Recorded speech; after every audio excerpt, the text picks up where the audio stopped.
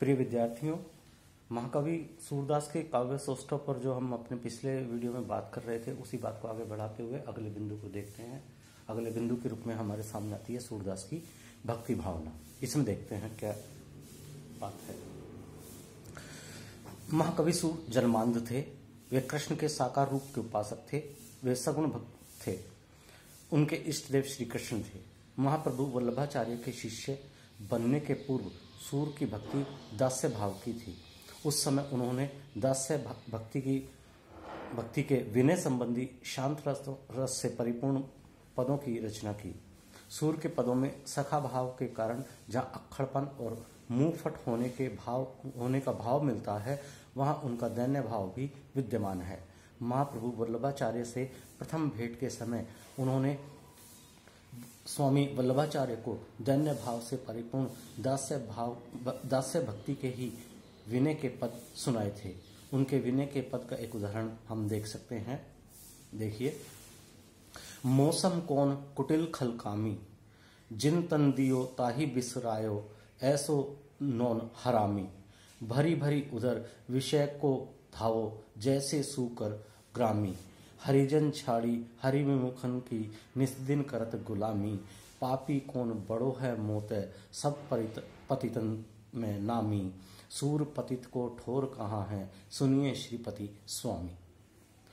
भक्ति के पदों में सूर की अनन्यता, भगवान की भक्त वत्सलता, भक्त की आत्मग्लानि, उपालंब, शरीर की ऐसारता, माया का प्रभाव, निर्गुण संतों के समान ज्ञान संबंधी उपदेश, कुसंग का त्याग आदि विशेषताएं देखने को मिलती हैं। अब हम इन्हीं विशेषताओं के आधार पर सूरदास की भक्ति भावना पर विचार करते हैं। अनन्यता, पहला बिंदु। सूर के भक्ति संबंधी पदों में उनकी अंतरात्मा और अनन्य प्रेम की झलक मिलती है। सूर कृष्ण के अनन्य भक्त हैं। अन्यत्र उनका मन नहीं रमा है। कृष्ण भक्ति के अतिरिक्त और कहीं भी उनको सुख की प्राप्त अनुभूति नहीं होती है। इसीलिए वे कहते हैं, मेरो मन अनत कहाँ सुख पावे, जैसे उड़ी जहाज को पंछी फिर जहाज पे आवे, कमल नयन को छाड़ी महात्म और देव को ध्यावे। दूसरा बिंदु है भगवान की भक्त वत्सलता। सूर के इष्ट देव श्री कृष्ण भक्त वत्सल हैं। वे भक्तों के हैं और भक्त उनके हैं। इस संबंध में सूरदास कहते हैं, हम भक्तन के भगत हमारे, सुन अर्जुन प्रतिज्ञा मोरी, यह व्रत टरे न टारे। तीसरा बिंदु है आत्मग्लानि। सूरदास को अपनी काम, क्रोध, मोह, लोभ की भावना पर अत्यधिक आत्मग्लानि होती है। वे ईश्वर को विस्मृत कर देने के कारण अपने आप को कुटिल, खलकामी और नमक हरामी तक कह देते हैं। और क्या कहते हैं, अब हो नाचो बहुत गोपाल, काम क्रोध को पहरी चोलना, कंठ विषय की माल, महामोह को नुपुर बाजत, निंदा शब्द रसाल। और एक अन्य पद में कहते हैं, मौसम कौन कुटिल खल कामी, जिन तन दियो ताही बिसरायो, ऐसो नोन हरामी। अगला बिंदु है उपालंब। सूर कृष्ण को अपना सखा मानते हैं, अतः उनसे वे अक्खड़ता के साथ पेश आते हैं। उनको चुनौती भी देते हैं, यहाँ तक कि कृष्ण को विरधहीन करने की धमकी भी देते हैं। और कहते हैं, आज हो एक एक करी टरी हो, कह हम ही कह तुम ही माधव, अपने भरोसे लरी हो। अगला बिंदु असारता। सूर ने मनुष्य शरीर को भगवत भक्ति के बिना निस्सार बतलाया है। शरीर नश्वर है। इस संबंध में उनका कहना है, जादिन मन पंछी उड़ जय हैं, तादिन तेरे तन तरुवर के सभी पात झरी जय हैं। अगला बिंदु है माया का प्रभाव। सूर श्री कृष्ण से माया मोह से मुक्त करने की प्रार्थना करते हैं। माया ग्रस्त मनुष्य काम, क्रोध, मोह, लोभ की भावना में इतना अधिक लिप्त रहता है कि उसे मुक्ति का मार्ग नहीं सूझ पाता है। और वो कहते हैं, अब मोही भी भीजत क्यों न उबारो, ममता घटा मोह की बूंदे, सरिता मैन अपारो, गर्जत क्रोध लोभ को नारो, सूझत कहूं न उतारो। अगला बिंदु निर्गुण संतों के समान उपदेश। सूरदास जी ने निर्गुण संतों की भांति यत्र तत्र उपदेश भी दिए हैं।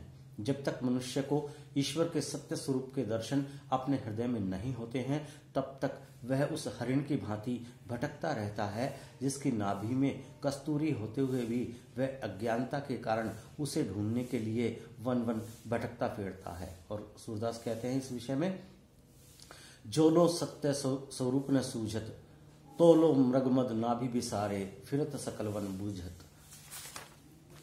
अगला बिंदु है कुसंग का त्याग। सूरदास ने कुबुद्धि उत्पन्न करने वाले तथा भगवत भजन में भंग डालने वाले कुसंग का त्याग करना भी आवश्यक बतलाया है। और कहते हैं, छाड़ी मन हरि विमुखन को संग। सूर का भक्त सखा भाव के कारण कुछ अक्खड़ और मुंह लगे अनुचर का सा प्रतीत होता है। और वो कहते हैं, तब प्रताप बल बदत न काहू, निडर भय घर चेरे।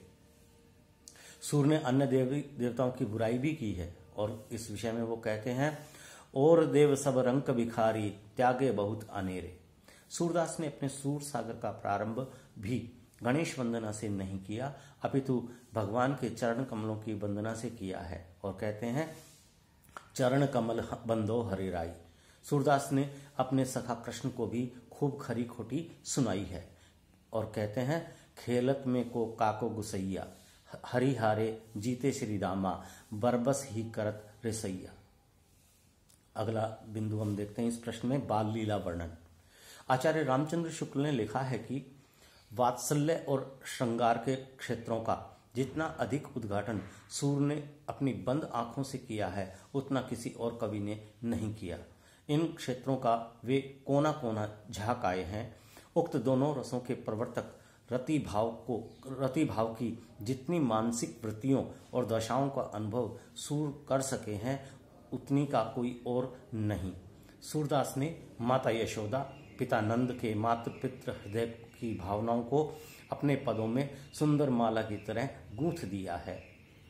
बालक की प्रारंभिक विकास अवस्था, शरीर विकास, क्रीड़ा कौतुक, बाल सखाओं के साथ खेलना, गोचारण आदि विषयों का मनोविज्ञान तथा जीवन की सहजता पर आधारित वर्णन किया है। इस विषय में हम विभिन्न बिंदुओं के द्वारा सूरदास के बाल लीला वर्णन का अध्ययन करेंगे। सबसे पहला बिंदु है बाल विकास। बच्चा धीरे धीरे शारीरिक दृष्टि से विकसित होता रहता है। सूरदास ने बालक के विकास की सभी अवस्थाओं का बड़े सुंदर ढंग से चित्रण किया है। सबसे पहले तो जब नंद के घर में बालक का जन्म होता है, तो कवि स्वयं उस आनंदोत्सव में शामिल हो जाता है और कहता है, ब्रज भयो मेहर के पुत, जब ये बात सुनी आनंदे सब लोक गोकुल गनक गुनी। और छोटे से शिशु कृष्ण को माता यशोदा झूले में झुलाती है और इसका चित्रण कवि करता है, जसोदा हरि पालने झुलावे, हलरावे दुलरावे मलहावे, जोई सोई कछुगावे, मेरे लाल को आऊ निदरिया, काहे न आनी सुलावे। छोटे से शिशु की छोटी से छोटी गतिविधि पर सूर की दृष्टि जमी है और वो कहते हैं, कबहू पलक हरी मूंद लेते हैं, कबहू अधर फरकावे। तब यशोदा अपने बच्चों को सोया जानकर अन्य लोगों से इशारे से ही चुप होने के लिए कहती है। वह लोरियां गा गा कर कृष्ण को सुलाती है। थोड़ा और विकसित होने पर कृष्ण की स्थिति हो जाती है और कवि कहता है, कर पग गही अंगूठा मुख मेलत। कैसी स्वाभाविक झांकी है। संसार भर के बच्चे इस अवस्था को अवश्य पार करते हैं। थोड़ा और बड़ा होने पर घुटनों के बल चलना, अंगुली पकड़कर खड़ा होना, गिर पड़ना आदि अनेक बाल स्वरूप चेष्टाएं आनंदित कर देती हैं। और कवि इन्हीं लीलाओं के लिए कहता है, किलकत कान घुटुनुई आवत, मणि में कनक नंद के आंगन, बिंब पकिरबे धावत। यह किलकारी भरता है, हंसता है, तब दूध के दांत दिखाई देते हैं। वह धीरे धीरे खड़ा होकर चलना सीखता है। कृष्ण अपने माता पिता की अंगुली पकड़कर 2 कदम चलते हैं और फिर गिर पड़ते हैं। इस प्रकार बालक के शरीर विकास की सभी अवस्थाओं को सूर के पदों में आसानी से देखा जा सकता है। देखिए, शोभित कर्णवनीत लिए, घुटुरुन चलत रेणु तन मंडित, मुख दधि लेप किए, चारु कपोल लोल लोचन, गोरोचन तिलक दिए। अगला बिंदु बाल क्रीड़ा। जब श्री कृष्ण और बड़े होते हैं तब साथियों के साथ गली में खेलते हैं। बालक हारने पर प्राय खेल बंद करके घर चले जाते हैं और कभी कभी साथियों द्वारा मना करने पर उनकी सब शर्तों को स्वीकार करके खेल में अत्यंत रुचि दिखलाते हैं। श्री दामा एक दिन जीत गया, श्री कृष्ण हार गए। कृष्ण बेईमानी पर उतर आए तो श्री दामा ने उन्हें कैसी खरी खोटी सुनाई, उसका चित्रण कवि करता है। खेलत में को काको गुसैया, हरि हारे जीते श्री दामा, बरबस ही कत करत रिसैया, जात पात हम तय कुछ नाही, न बसत तुम्हारी छैया। इसी प्रकार हार की खींच से श्री कृष्ण स्वयं खड़े होकर पकड़े गए और अब साथियों पर दोष लगाने लगे। बड़े भाई बलराम ने भी उन्हें सीधा कह दिया, इसके तो माता पिता हैं ही नहीं और स्वयं हार जीत तक नहीं समझता है। अगला बिंदु है भाव विकास। बालक के शरीर के साथ साथ उसके भाव भी विकसित होते रहते हैं। श्री कृष्ण ज्यों ज्यों बड़े होते जाते हैं उनमें ईर्ष्या, स्पर्धा, क्रोध, स्नेह, आक्षेप आदि भाव भी बढ़ने लगते हैं। स्पर्धा का भाव चित्रित करते हुए कवि कहता है श्री कृष्ण के शब्दों में, मैया कभू बढ़ेगी चोटी, काचो दूध पियावती, पची पची दैतन माखन रोटी। कभी वे माँ से शिकायत करते हैं, अब मैं खेलने नहीं जाऊंगा। बड़े भाई बलराम अन्य लड़कों के साथ मुझे मारते हैं। कभी कहते हैं तू मुझको मारती रहती है, दाऊ को कुछ नहीं कहती है। ये सब स्वाभाविक बाल क्रीड़ाएं हैं, बाल मनोविज्ञान है। अगला बिंदु है बाल सुलभ भोलापन। श्री कृष्ण अपने भोलेपन से माता पिता को और पाठकों को समान रूप से मोहित करते हैं। एक दिन माखन खाते हुए पकड़े गए तो क्या कहते हैं, मैया मैं नहीं माखन खायो, ख्याल परे ये सखा सबे मिली, मेरे मुख लपटाए। अगला बिंदु गोचारण।